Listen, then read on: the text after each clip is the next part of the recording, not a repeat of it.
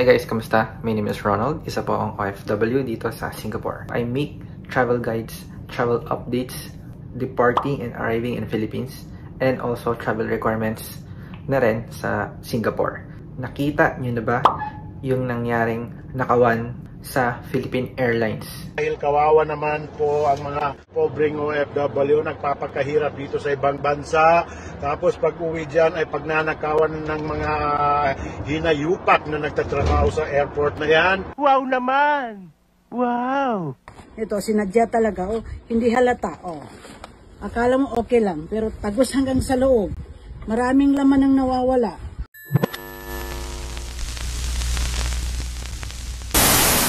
Isipin nyo kung nangyari sa inyo to. Pero wag naman sana. Alam nyo ba yung gagawin nyo? Ipagbigay alam nyo agad sa pinakamalapit na airport security or airport staff. Second is, picturean yung maleta na nasira at alalahanin yung mga gamit na ninakaw or nawala. Mahalaga na i-report to agad para magawa ng action on the spot. Let's watch the video from Mr. Carl Lauban, family niya na nag-travel from Saudi and connecting flight to Manila papuntang North Cotabato. Panawagan po mga idol ng bayan, mga idol ng OFW, Senator Rapi Tulfo, Senator Bin Abdulaziz Padilla, nananawagan po ako, humihingi po ako ng tulong sa inyo. Nangyari po sa airport sa may Philippine Airline. Pamilya ko po galing ng Saudi Arabia.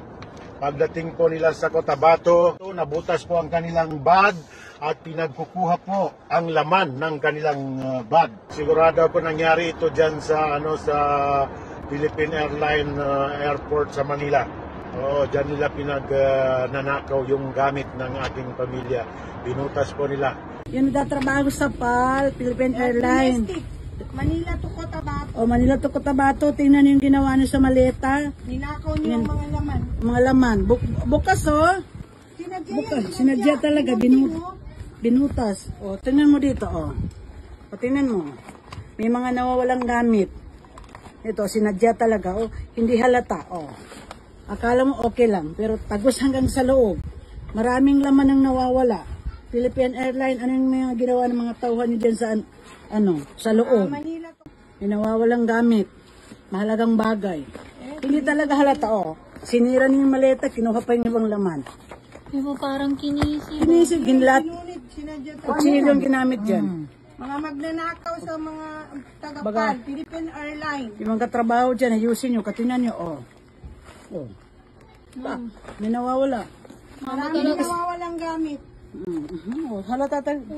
Ginamitan ng ano yan. Kutsilyo kasi. Hindi ka nagbili. Pinunting nila yan. Pinunting. Kakapal na mukha nyo.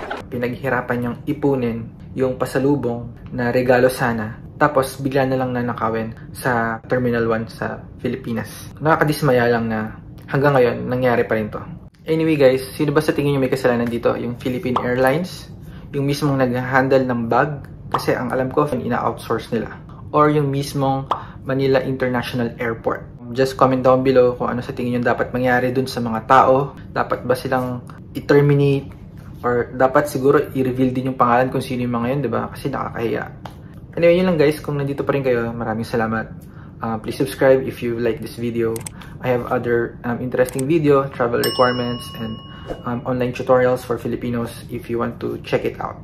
Again, thank you, and I will see you in my next video. So ito yung ginamit na pinambukas dun sa kanyang luggage, mga kababayan, at malalaman po natin kung ano po ang nangyari, kung papaano po ba nabuksan yung kanyang luggage. Ito naka-ano, may zipper, so ibig sabihin yan yung binuksan na... Ito Opo. Okay. Dito nilagay yung kandado, hindi siya lata na binuksan, nakaganon siya. Nakaganyan, tapos okay. Nakakandado, oo. Okay. Dito sila dumaan, dito.